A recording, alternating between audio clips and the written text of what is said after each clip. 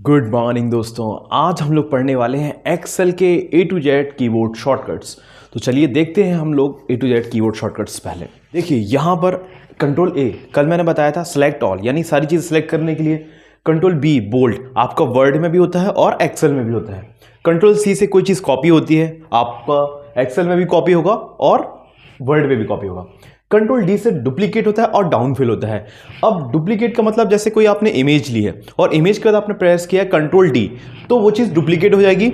और डाउनफिल मतलब होता है कि आपने कोई सीरीज वगैरह फिल करना है तो आप डायरेक्ट फिल कर सकते हो। कोई चीज़ कॉपी करना है मल्टीपल सेल्स में तो भी आप कर सकते हो। कंट्रोल ई से होता है फ्लैश फिल। फ्लैश फिल यानी होता है एक प्रकार का तरीका होता है जिसमें कंप्यूटर क्या है उस पैटर्न को समझ जाता है। जैसे आपके नाम में 3 शब्द है, जैसे राजकुमार सिंह, तो वैसे ही अगर आपके पास एक टेबल बनी हुई है, उस टेबल में 3-3 वर्ड वाले नाम लिखे गए हैं, तो अगर आपने कुमार यानी कि उस नाम का बीच वाला कैरेक्टर लिया है और जब आप उस चीज़ को लोगे तो उस पैटर्न को वो समझ लेता है और जब स्क्रॉल करोगे तो सेम पैटर्न वहाँ आ जाएगा।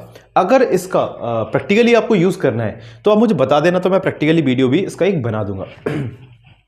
फाइंड मीन्स होता है ढूंढना, कोई भी चीज़ सर्च करना है। गो टू मीन्स पहुंचना, यानी आप किसी सेल पे जाना चाहते हो। कंट्रोल एच यानी होता है रिप्लेस, किसी चीज़ को बदलना। इसके बाद आते हैं इटैलिक। आई फॉर होता है इटैलिक यानी तिरछे लिखने के लिए।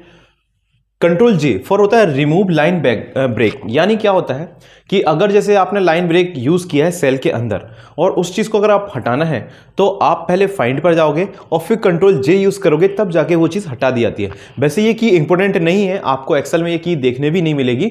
अगर यूज़ करना है तो मैंने बता दिया, कई बार पेपर में घुमा के क्वेश्चन पूछते हैं, तो आप ये वाला अगर ऑप्शन होता है तो आप लगा सकते हैं। इसके बाद है आपका कंट्रोल के यानी हाइपरलिंक। जैसे हम लोगों ने देखा होगा गूगल वगैरह हम लोग सर्च करते हैं तो अगर कोई चीज़ हमने क्लिक की है तो वो एक हमें सेकंड पेज पर भेज देती है। वैसे ही अगर आपको हाइपरलिंक्स बनानी है तो आप कंट्रोल के थ्रू आप बना सकते हैं।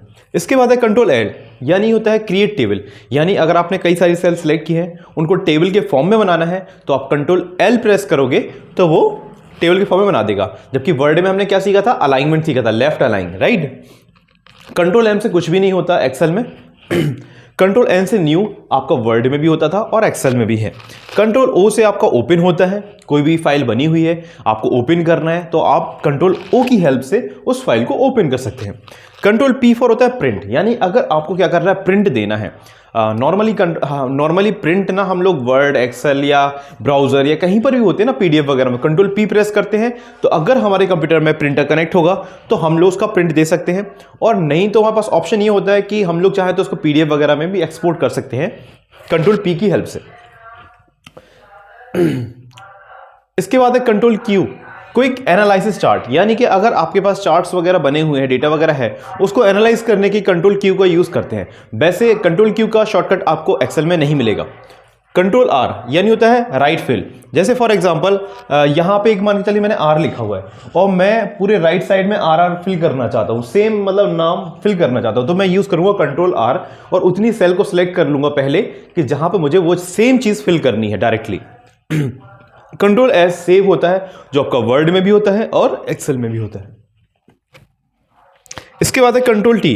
देखिए कंट्रोल एल से भी हमने टेबल बनाया था, कंट्रोल टी से भी इसमें टेबल बनाया जाता है एक्सेल में। जबकि एमएस वर्ड में हमने सीखा था कंट्रोल टी का होता था हैंगिंग इंडेंट, इंडेंट का यूज करते थे हम लोग। कंट्रोल यू अंडरलाइन, जो हमने एक्सेल में भी सीखा है और वर्ड में भी सीखा था। कंट्रोल वी से पेस्ट होता है, कॉपी कोई चीज करते हैं हम लोग उसको पेस्ट कर सकते हैं। कंट्रोल डब्ल्यू से वर्ड में भी क्लोज था और इसमें भी क्लोज है। कंट्रोल एक्स यानी कट, कोई चीज़ यहां से हटानी है तो पहले सेलेक्ट करेंगे, फिर आप लोग कंट्रोल एक्स की का यूज़ करोगे। कंट्रोल वाई यानी होता है रीडू एंड कंट्रोल जेड होता है अंडू, जो मोस्टली कीबोर्ड्स में यानी कि मोस्टली सॉफ्टवेयर एप्लीकेशन सॉफ्टवेयर में यूज़ होता है। कंट्रोल जेड और कंट्रोल वाई सेम है। आई होप आपको ये वीडियो पसंद आया होगा। मेरे पास थोड़ा सा टाइम कम था, मुझे स्कूल जाना है। Thank you so much.